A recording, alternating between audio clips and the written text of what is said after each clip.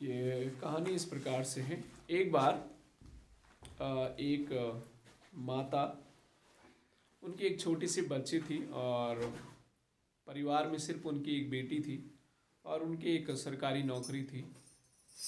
और वो महिला अपने जॉब के लिए जाया करती थी और घर में आया को छोड़ करके, अपनी बच्ची को उसके हाथ में छोड़ करके अपने नौकरी में जाया करती। ये उसका जीवन का दिनचर्या था। एक दिन की बात है, ये जो महिला है अपने दफ्तर में काम कर रही थी। अचानक से इसे तकरीबन 2-3 बजे के समय में कॉल आता है और कॉल में इस प्रकार से आया कहती है कि आपकी बेटी जो है काफ़ी बीमार है, आपको शीघ्र यहाँ पर आना पड़ेगा, उनको हॉस्पिटल हमें ले जाना है। तो ये जो महिला है उसने अपने ऑफिस से छुट्टी ली और जल्दी से अपनी कार को स्टार्ट करते हुए वो घर की ओर आ रही थी। और फिर बीच में फिर से इसे कॉल आता है कि बेटी की ज़्यादा सीरियस तबीयत ख़राब है, आप जल्दी आओ, क्योंकि इसका जो फीवर है काफ़ी बढ़ गया है और हो सके तो आप कुछ मेडिसिन भी उसके लिए लेके आएँ। और जब ये माता उसी चिंता में कि बेटी काफ़ी दर्द में होगी, पीड़ा में होगी, परेशानी में होगी, बुखार उसको ज़्यादा होगी, ये विचार उसके मन में था। और इसी विचार के साथ अपनी कार को जो है वो काफ़ी तीव्रता के साथ चला रही थी।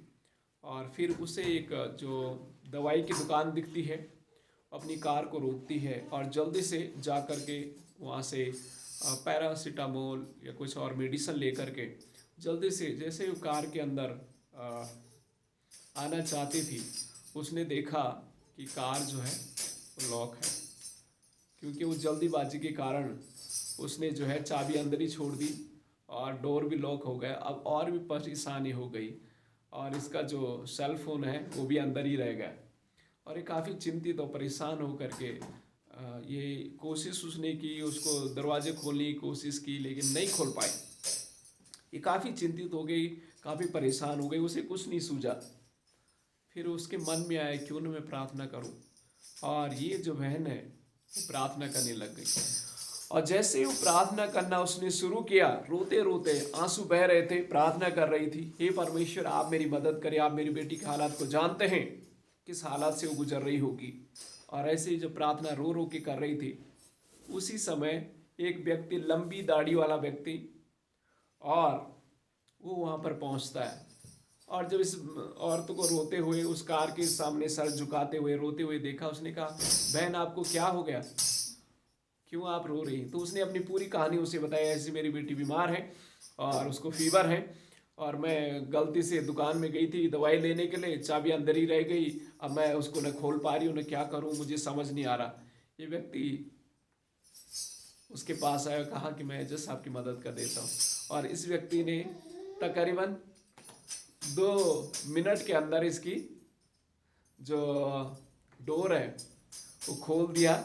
और ये बहन बहुत ही धन्यवाद दे करके इस व्यक्ति से कहा, आप भाई साहब आप बहुत ही अच्छे भले व्यक्ति हैं, परमेश्वर का धन्यवाद हो कि परमेश्वर ने आप जैसे एक भले व्यक्ति को मेरी मदद के लिए भेजा।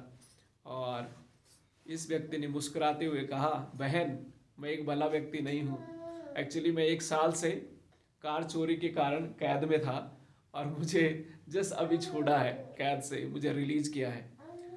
तो ये जो है परमेश्वर को धन्यवाद करती है कि सचमुच परमेश्वर देखो कैसे एक जो प्रोफेशनल है इस फील्ड में, ऐसे लोगों को मदद के लिए मेले भेजी। फिर उसने अपनी कार स्टार्ट की और वहाँ से निकल जाती हैं। और जब घर में जाती हैं तो उसने दवाई देने से पहले उसने एक काम किया, उसने कहा क्यों ना मैं परमेश्वर से प्रार्थना करूं। और उसने अपनी बेटी के लिए प्रार्थना की और परमेश्वर का धन्यवाद हो, बेटी भी उसकी चंगी हो गई। और ये बहन जो है विश्वास में और मजबूत और आगे परमेश्वर का धन्यवाद देती हुई उसने इस प्रकार से परमेश्वर का धन्यवाद किया कि प्रभु सचमुच आप जिंदा परमेश्वर है, आप हमारी मुश्किलों में प्रार्थना को सुनते हैं। और आज जो हमारा विषय जो है वो है प्रार्थना के ऊपर। जब हम मरकुस रचित सुसमाचार पढ़ते हैं, यहाँ पर भी एक पिता की प्रार्थना है। मैं आपके लिए पढ़ना चाहता हूँ मरकुस रचित सुसमाचार उसका 5 अध्याय और उसके 21 पद से मैं पढ़ूंगा। जब यीशु फिर नाव से पार गया तो एक बड़ी भीड़ उसके पास इकट्ठी हो गई। वह झील के किनारे ही था कि यायर नामक आराधनालय के सरदारों में से एक आया और उसे देख करके उसके पांव पर गिरा और यह कहकर उससे बहुत विनती की, मेरी छोटी बेटी मरने पर है, तू आकर उस पर हाथ रख कि वह चंगी होकर जीवित रहे। आमीन। यहां पर यह घटना का वर्णन है। यहां पर एक पिता है जो उस समय आराधनालय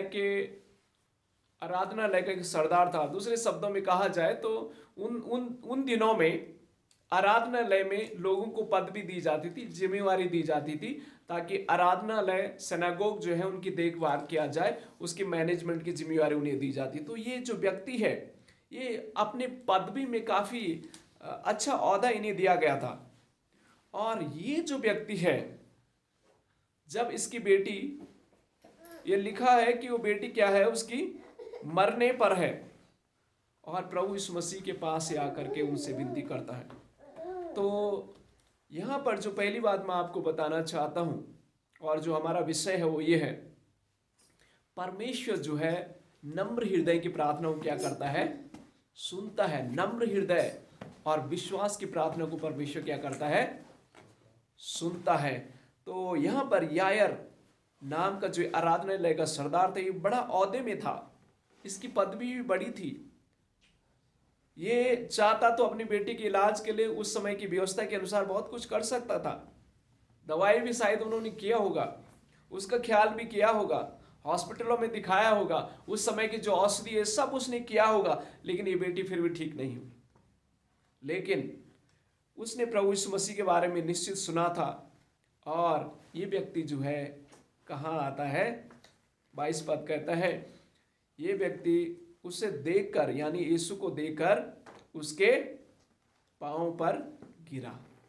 पहली बात जो मैं बताना चाहता हूं इस घटना से वो ये है, हमारी जो प्रार्थनाएं हैं परमेश्वर के सामने अपने हृदय को दीनता के साथ रखें। आराधनालय का जो ये सरदार था, इसने ये नहीं कहा मैं आराधनालय का सरदार हूं, यीशु मसीह मेरी बेटी को आप ठीक करो। नहीं, ये बड़ी दीनता के साथ लिखा, उसके पांव पर गिरा। इतना बड़ा व्यक्ति यीशु मसीह के पांव पर गिरा और यहां पर भीड़ थी, सब लोगों ने देखा ये आराधनालय का सरदार है, इसको देखो ये क्या कर रहा है। लोगों ने देखा होगा। इसने अपनी परवाह नहीं की, इसने ये परवाह नहीं की मेरा लोग मुझे क्या कहेंगे। इसने अपनी कोई चिंता नहीं की, अपनी कोई फिक्र नहीं की, अपनी इज्जत, कुछ चीजों को प्राथमिकता ना देते हुए इसने अपनी बेटी के लिए प्रभु यीशु मसीह के पांव पर गिरा, यानी अपने आप को उसने दीन कर दिया। दीनता के साथ परमेश्वर के पास आया। और जब वो परमेश्वर के पास दीनता के पास आया, आगे की घटनाओं को हम देखेंगे कि कैसे परमेश्वर ने उसकी प्रार्थना को सुना। आज जब आप मैं दीनता के साथ अपने आप को नम्र करते हुए, अपने आप को दीन करते हुए परमेश्वर के पास जब आते हैं, परमेश्वर हमारी प्रार्थना को सुनता है। और यहाँ पर जो यायर नामक ये सरदार था, आराधनालय का सरदार था, परमेश्वर ने उसकी प्रार्थना भी सुना। तो हमारी जो प्रार्थनाएं हैं वो दीनता पूर्वक प्रार्थना होनी चाहिए। और वास्तविकता में ये सच है, माता पिता अपने बच्चों, जब बच्चे दुख में होते हैं, जब बच्चे परेशानी में होते हैं, तो आप मैं भूल जाते हैं, हमें होश भी नहीं आता हमें क्या करना चाहिए। मुझे आज भी वो घटना याद है, जब हम दिल्ली गुड़गांव में था और हम कैंपस में जैसे गए, मेरा बेटा जो अर्पण है उसका जो उंगली है वो दरवाजे में फंसा, हमें पता ही नहीं, मेरा फ़ोन मेरे जेब में है, मुझे होश ही नहीं है कि फ़ोन कहाँ है। और मैं कह रहा हूँ कि मेरा फ़ोन कहाँ गया, मेरा फ़ोन कहाँ गया। मतलब 1-2 मिनट तो मैं तो फ़ोन ही ढूंढता रहा, और फ़ोन मेरे एक्चुअली यही था, मेरे पास है, होश नहीं है, सूझ नहीं रहा था।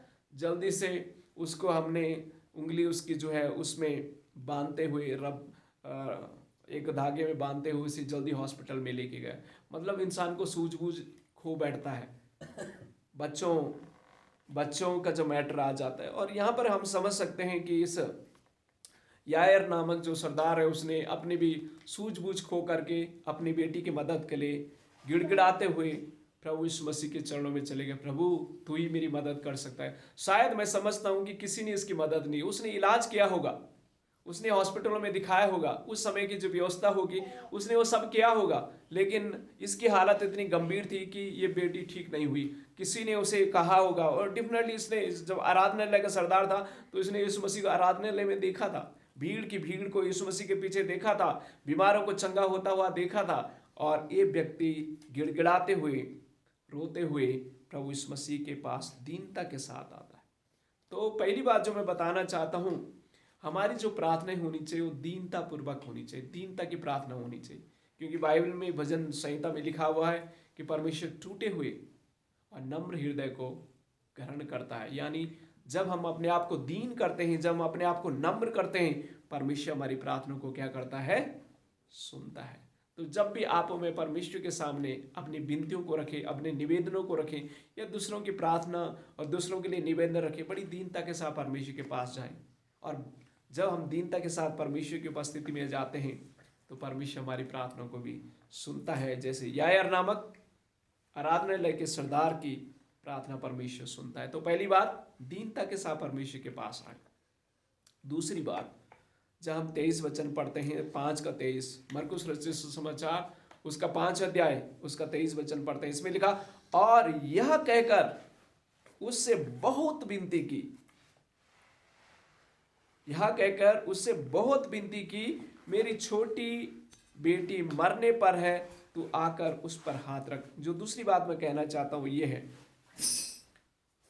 बहुत विनती की। इस व्यक्ति ने जो है शायद गिड़गिड़ाते हुए, शायद चीखते हुए, शायद चिल्लाते हुए, गिड़गिड़ाते हुए परमेश्वर से विनती की, बहुत विनती की। लिखा है बहुत विनती की। इसका मतलब यह कहकर उसने बहुत विनती की। शायद उसने अपनी पूरी कहानी बताई, हे प्रभु मेरी जो एक बेटी है, ये एक ही बेटी है, और मैंने उसका बहुत इलाज किया, मैंने उस वैद्य के पास लेके गया, मैंने वहां उसे लेके गया, सबने जो करना था किया, हमने बहुत दवाइयाँ की, बहुत इलाज करने की कोशिश की, हे प्रभु वो ठीक नहीं हो पाई। लेकिन मेरी आपसे विनती है परमेश्वर, आप मेरी मदद और सहायता करें। मेरी छोटी बेटी मरने पर है प्रभु, उसकी हालत बहुत गंभीर है, बहुत सीरियस है। परमेश्वर मेरी प्रार्थना को आप सुनिए। और जब उसने बहुत विनती परमेश्वर के सामने की तो आगे हम देखेंगे कि परमेश्वर ने उसकी प्रार्थना को सुना है। तो जब आप और मैं परमेश्वर के सामने आए, प्रार्थना करें तो दीनता पूर्वक करें। दूसरी बात, परमेश्वर के सामने जब आप प्रार्थना करते हैं तो हमारी जो विनती है वो अपनी पूरी चीज़ों को खुल करके परमेश्वर के सामने रखें। बहुत विनती करने का ये तात्पर्य ये है, उसने अपनी पूरी कहानी, अपने दर्द को, अपनी पीड़ा को, अपनी समस्या को प्रभु यीशु मसीह के सामने रखा। और प्रभु ने आगे जब हम देखते हैं, इस व्यक्ति का जो विश्वास था अटूट था, ये मैं समझता हूँ। क्योंकि जब हम इसी वचन के लास्ट पैरा में पढ़ते हैं तो लिखा है, वो कहता है तू आकर उस पर हाथ रख कि वह चंगी होकर जीवित रहे। उसको ये विश्वास था कि अगर प्रभु यीशु मसीह उस पर हाथ रखेगा तो वो क्या हो जाएगी, ठीक हो जाएगी, वो चंगी हो जाएगी। तो आप और मैं जब प्रार्थना में आते हैं तो पहली बात, दीनता के साथ परमेश्वर के सामने आए। दूसरी बात, हमारी जो विनती है परमेश्वर के सामने खुल करके कहें, स्पष्ट रीति से कहें परमेश्वर से। सही में कई बार आप में हवा में तीर मारने की जैसे काम करते हैं। कई बार हम चीज़ों को सही तरीके से नहीं बताते, पार्टिकुलर होना बहुत ज़रूरी है परमेश्वर के सामने। तो इस व्यक्ति ने अपनी सारी स्पष्ट रीति से पूरी बातों को परमेश्वर के सामने रखा, पूरी बताया होगा प्रभु को, प्रभु ये चीज़ें हुई है। तो परमेश्वर ने जब हम आगे पढ़ते हैं तो उसकी प्रार्थना को सुनता है। तो दूसरी बात, तीसरी बात वो है, उसका एक विश्वास भी था। वो कहता है कि तू मेरी बेटी पर हाथ रख कि वह चंगी होकर जीवित रहे। तो हाथ रखना, वो जानते थे कि परमेश्वर प्रभु यीशु मसीह, वो ये नहीं कह रहे हैं कि परमेश्वर बस यहीं से कह दो, नहीं। एक्चुअली वो परमेश्वर को चाह रहे थे कि उनके घर में जाएं और उस बच्ची में क्या रखें, हाथ रखें। और वो हमें 24 वचन में दिखता है, लिखा है, तब वह उसके साथ चला और बड़ी भीड़ उसके पीछे हो ली, यहाँ तक कि लोग उस पर गिरे पड़ते थे। प्रभु यीशु मसीह ने इस व्यक्ति की जो प्रार्थना है वो क्या कर ली, यहीं पर सुन ली थी। उसका विश्वास जो है वो मजबूत हो गया कि प्रभु अब मेरे घर आ रहे हैं और मेरी बेटी को वो चंगा करेंगे। फिर जब हम इस भाग को 25 पद से आगे के पदों को हम पढ़ेंगे तो वहाँ पर एक दूसरी घटना है। एक महिला थी 12 वर्ष की, लहू बहने वाली महिला, और इसका विश्वास के द्वारा भी ये जो महिला है वो भी चंगी हो जाती है। और पर हम उस भाग में नहीं जाएंगे, लेकिन मैं आपको 5 अध्याय इसके 36 वचन में लेके आना चाहता हूँ। फिर से लिखा है, जो बातें वे कह रहे थे उसको यीशु ने अनसुना करके आराधनालय के सरदार से कहा, मत डर, केवल विश्वास रख। और उसने पतरस और याकूब और यूहन्ना के भाइयों को छोड़ अन्य किसी को अपने साथ न आने ना दिया। आराधनालय के सरदार के घर में पहुंचकर उसने लोगों को बहुत रोते और चिल्लाते देखा। तब उसने भीतर जाकर उनसे कहा, तुम क्यों हल्ला मचाते हो और रोते हो? लड़की नहीं मरी परंतु सोती है। ओके, जस्ट मैं 41 पद में पढ़ना चाहता हूँ। लिखा है, और लड़की का हाथ पकड़ उसने कहा, तबीता कुमी, अर्थात हे लड़की, मैं तुझसे कहता हूँ उठ। और लड़की तुरंत उठकर चलने फिरने लगी, क्योंकि वह 12 वर्ष की थी। इस पर लोग बहुत चकित हुए। आमीन। परमेश्वर ने इस पिता की प्रार्थनाओं को सुना। नम्र हृदय, विश्वास की प्रार्थना परमेश्वर सुनता है। ये एक आराधनालय का जो सरदार था, यायर नामक जो आराधनालय का सरदार था, ये जो है एक बड़ा व्यक्ति था, लेकिन ये बड़ा व्यक्ति अपने आप को परमेश्वर के सामने दीन करता है। दूसरी बात, ये अपनी विनतियों को परमेश्वर के सामने खुल करके बताता है। तीसरी बात, वो परमेश्वर पर विश्वास करता है और परमेश्वर ने उसके विश्वास के आधार पर उसकी प्रार्थना को सुना। और उसकी बेटी जो एक्चुअली जब हम 33 पद में पढ़ते हैं तो वहाँ पर जो है वो लोग आते हैं। 34 वचन में लिखा है, उसने उसे कहा, तेरी पुत्र तेरे विश्वास ने तुझे चंगा किया। ओके, 35 वचन में लिखा है, वह यह कह ही रहा था कि आराधनालय के सरदार के घर से लोगों ने आकर कहा, तेरी बेटी मर गई है। परंतु अब गुरु को क्यों दुख देता है? एक्चुअली वो मर गई थी लड़की, परंतु प्रभु यीशु मसीह उस मरी हुई लड़की को भी क्या कर लेते हैं? जिंदा कर लेते हैं। क्यों? क्योंकि इस यायर नामक आराधनालय के सरदार का विश्वास परमेश्वर पे था। तो आज जब आप हमें विश्वास के साथ, नम्रता और दीनता के साथ अपनी निवेदनों को परमेश्वर के सामने विश्वास से रखेंगे, प्रभु हमारी प्रार्थना को भी सुनेगा। जैसे इस व्यक्ति की प्रार्थना को परमेश्वर ने सुना, जैसे उस महिला की प्रार्थना को सुना जो हमने कहानी सुनी कि उस महिला की बेटी जो बीमार थी और कार भी उसके लॉक हो गई थी, वो काफ़ी परेशान थी। उसने प्रार्थना की और उसकी कार का जो डोर खोलने के लिए परमेश्वर ने एक व्यक्ति को भेजा और उस महिला की बेटी को भी चंगा किया। जब आप हमें विश्वास के साथ परमेश्वर से मांगेंगे, परमेश्वर हमारी प्रार्थना को भी सुनेगा। तो प्रभु हमारी मदद और सहायता करें और इस वचन के द्वारा हमें आशीष दे, हम भी प्रार्थना करने वाले लोग बने।